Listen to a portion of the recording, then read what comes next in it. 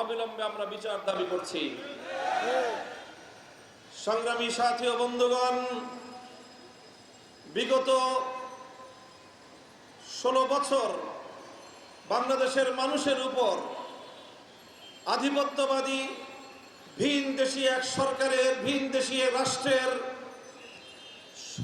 প্রত্যক্ষ প্রশ্রয়ে বাংলাদেশের মানুষের বিরুদ্ধে একটি ফ্যাসিবাদ কায়েম করে স্বৈরাচারী সরকার, আওয়ামী শেখ হাসিনার সরকার এদেশের মানুষের সব ধরনের অধিকারকে লুণ্ঠন করেছিল। তারা দেশের মানুষকে জিম্মি করে দেশের সকল স্বার্থকে জলাঞ্জলি দিয়ে ভিনদেশী রাষ্ট্রের ক্রীড়নক হিসেবে বাংলাদেশকে একটি নতজানু তলাবিহীন ঝুড়ির দেশে পরিণত করার পায়ে তারা চালিয়েছিল। আমার আশ্চর্য লাগে, এখনো বাংলাদেশে কিছু মানুষ সেই পতিত স্বৈরাচারী শেখ হাসিনার নাম নিয়ে রাজনীতিতে পুনর্বাসিত হওয়ার দুঃস্বপ্ন দেখে। তাদের কাছে আমার জিজ্ঞাসা করতে মনে চায়, 15 বছরে কত মানুষের রক্তে তোমার নেত্রীর হাত রঞ্জিত হয়েছে? একটু বিবেক দিয়ে চিন্তা করে দেখো।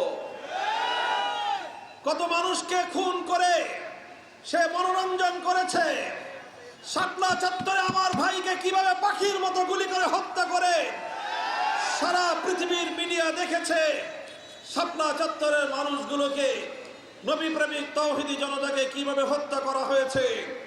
শাপলা চত্বরের হেফাজতে ইসলামের মঞ্চের সামনে 5ই মে বিকাল বেলা থেকে 6ই মে ভোর পর্যন্ত চারটি তাজা লাশ সেখানে পড়েছিল, যেগুলোকে গুলি করে হত্যা করেছিল শেখ হাসিনার পুলিশ বাহিনী। এরপরেও এই সকল শহীদানদের প্রতি ন্যূনতম কোনো শ্রদ্ধা প্রদর্শন তো দূরের কথা, জাতীয় সংসদে দাঁড়িয়ে শহীদের রক্তের সঙ্গে নির্মম পরিহাস করে বলে হেফাজতের নেতা কর্মীরা রং মেখে শুয়েছিল। শাহাদাতের রক্তের সঙ্গে এমন নির্মম পরিহাস পৃথিবীর ইতিহাসে বিরল ঘটনা। প্রমাণ হয় শেখ হাসিনা কোন মানুষের স্বাভাবিক কোন মানুষ ছিল না, বিকারগ্রস্ত কোন একজন মানুষ। সংগ্রামী সাথী ও বন্ধুগণ, তাই আমরা দ্ব্যর্থহীন ভাষায় বলতে চাই, বাংলাদেশের মানুষ রক্ত দিয়ে যেই ফ্যাসিবাদী শেখ হাসিনাকে বাংলাদেশ থেকে বিতাড়িত করেছে, সেই ফ্যাসিবাদী দেশ বিরোধী, দেশের মানুষের খুনি হত্যাকারী শেখ হাসিনা এবং তার রাজনীতির পুনর্বাসন বাংলাদেশের মানুষ বরদাস্ত করবে না। এজন্য আমরা স্পষ্ট ভাষায় দাবি তুলতে চাই, ইন্টারিম গভর্নমেন্টকে আমরা পরিষ্কার ভাষায় বলতে চাই, বিগত 15 বছরের 4টি গণহত্যা সহ অসংখ্য গুম খুন হত্যার দায়ে আওয়ামী লীগকে সন্ত্রাসী দল হিসেবে ঘোষণা করতে হবে। আওয়ামী লীগের গণহত্যার দায়ে বিচার নিশ্চিত করতে হবে। বিচার না হওয়া পর্যন্ত বাংলাদেশের রাজনীতিতে ফ্যাসিবাদী আওয়ামী লীগকে পুনর্বাসন করবার যে কোনো ষড়যন্ত্র বুকের রক্ত দিয়ে আমরা প্রতিহত করে দেব ইনশাআল্লাহ। সংগ্রামী সাথী ও বন্ধুগণ, জুলাই এবং আগস্ট বিপ্লবের মাধ্যমে বাংলাদেশের তরুণ ছাত্র জনতা এক নতুন বাংলাদেশ গড়ার দৃঢ় প্রত্যয় গ্রহণ করেছে। আমরা মনে করি সেই নতুন বাংলাদেশ গড়বার ভিত রচনা না করে ইন্টারিম গভর্নমেন্ট যদি তার মেয়াদকাল শেষ করে, ইতিহাস তাদেরকে ক্ষমা করবে না। আগস্ট বিপ্লবের চেতনা ছিল বাংলাদেশে সকল শ্রেণীর মানুষের মধ্যে বৈষম্য থাকবে না, বৈষম্যহীন এক বাংলাদেশ গড়া। শেখ হাসিনার বিভাজনের রাজনীতিকে পরাজিত করে, প্রতিশোধ এবং প্রতিহিংসার রাজনীতিকে পরাস্ত করে বাংলাদেশের ছাত্র জনতা বৈষম্যহীন এক বাংলাদেশের চিত্র তুলে ধরেছে। আমরা দেখেছি শেখ হাসিনার বিভাজনের রাজনীতিকে কিভাবে পরাস্ত করেছে দেশের ছাত্র জনতা।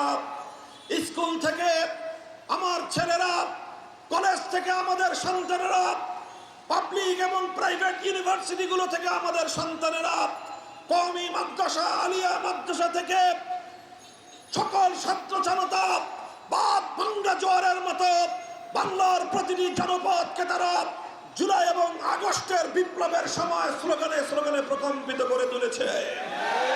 শুধু স্লোগান নয়, বুলেটের সামনে তারা বুক পেতে দিয়ে জালিমের বিরুদ্ধে তারা যুদ্ধের ময়দানে অবতীর্ণ হয়ে শাহাদাতের রক্ত দিয়ে বাংলার মাটিকে ফ্যাসিবাদ মুক্ত করেছে।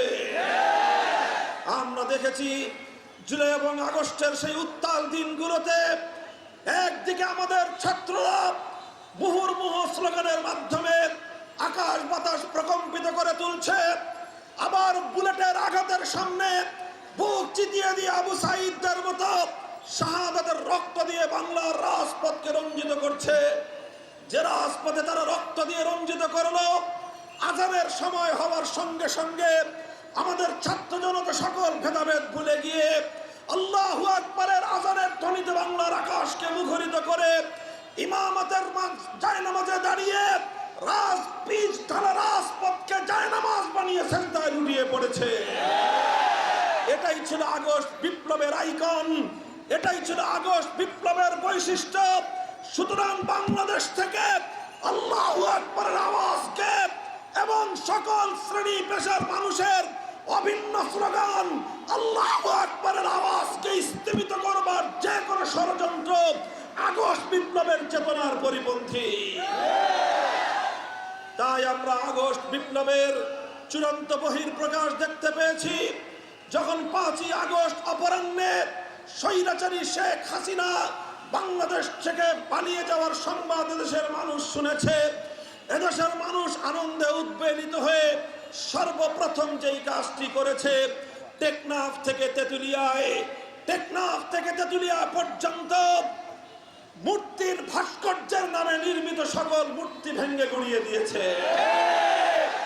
কিন্তু কোন হিন্দুদের মন্দির অথবা তাদের বাড়ি ঘরের কোন একটি মূর্তির উপর ফুলের টোকা পর্যন্ত দেয়নি। এভাবে অসাম্প্রদায়িক তাওহীদি বাংলাদেশের চিত্র তৈরি হয়েছে। আগামীর বাংলাদেশ আগস্ট বিপ্লবের আলোকে তাওহীদের চেতনায় অসাম্প্রদায়িক বাংলাদেশ গড়ে তুলতে হবে। যারা তাওহীদি চেতনার বিরুদ্ধে বাংলাদেশকে ভিন্ন খাতে প্রবাহিত করতে চায়, তারা মানবতার শত্রু, তারা ইসলামের দুশমন, তারাই বাংলাদেশের স্বাধীনতার দুশমন। সুতরাং আমি পরিষ্কার ভাষায় বলতে চাই, জুলাই এবং আগস্ট বিপ্লবের স্পিরিটকে সম্মান জানিয়ে আগামী দিনে রাজনীতি করতে হবে। রাষ্ট্র পরিচালনা করতে হলে সেই চেতনার প্রতি, সেই স্পিরিটকে সম্মান জানিয়ে বাংলাদেশের ক্ষমতার মসনদে বসতে হবে এবং থাকতে হবে। বাংলাদেশে সংস্কারের যেই হাওয়া বইছে, সংস্কারের হাওয়া বইছে, আমরা এই সকল সংস্কারকে সাধুবাদ জানিয়েছি। কিন্তু মনে রাখবেন, আমাদের এই সাধুবাদ এটা ব্ল্যাঙ্ক চেক দেওয়ার মতো নয়। পরিষ্কার আমাদের বক্তব্য আমরা তুলে ধরেছি। আমরা প্রধান উপদেষ্টার সামনে, জাতীয় ঐক্যমত্য কমিশনে এবং সকল জায়গাগুলোতে আমরা আমাদের বক্তব্য পরিষ্কার করেছি। সংবিধান সংস্কারের নামে বহুত্ববাদ নামক শিরকি মতবাদ বাংলাদেশে আমদানি করবার ষড়যন্ত্র আমরা বুকের রক্ত দিয়ে রুখে দেব। বহুত্ববাদের জায়গায় তাকে বাতিল করে পরিবর্তন করে সংবিধানে মহান আল্লাহর উপর অবিচল আস্থা এবং বিশ্বাস পুনর্বহাল করতে হবে। এটা আমাদের কোনো আবদার নয়, এটা আমাদের সেই দাবি যে দাবি বাস্তবায়িত না হলে আমরা যুদ্ধের ময়দানে যেতে প্রস্তুত থাকব। পরিষ্কার বলি, আমরা কোরআন বিরোধী, ইসলামের সাথে সাংঘর্ষিক কোন আইন, কোন নীতিমালা বরদাস্ত করে নেব না। ডক্টর প্রফেসর ইউনূস সাহেবকে সবিনয়ে বলতে চাই, সংস্কার কমিশন করেছেন, সাধুবাদ জানিয়েছি। কিন্তু এই যে নারী বিষয়ক সংস্কার কমিশনে যেই সকল তৃতীয় প্রজাতির মানুষদেরকে দিয়ে আপনি সংস্কার কমিশন করলেন, এদেরকে নারীর মতো দেখা যায় না, পুরুষের মতো দেখা যায় না। এমনকি আমাদের যে তৃতীয় লিঙ্গ আছে হিজড়াদের মতো দেখা যায় না। এরা ভিন জাতি, ভিন দেশি প্রজাতি। আশ্চর্যান্বিত হবেন, স্তম্ভিত হয়ে যাওয়ার মতো বিষয়, ফ্যাসিবাদী আমলেও ইসলাম বিরোধী ভারতীয় দালাল গোষ্ঠী শেখ হাসিনাও যেই দুঃসাহস দেখায় নাই, প্রফেসর ইউনূস সাহেবের নারী বিষয়ক সংস্কার কমিশন তাদের আস্পর্ধা কোন পর্যায়ে গিয়ে উপনীত হয়েছে। তারা বলে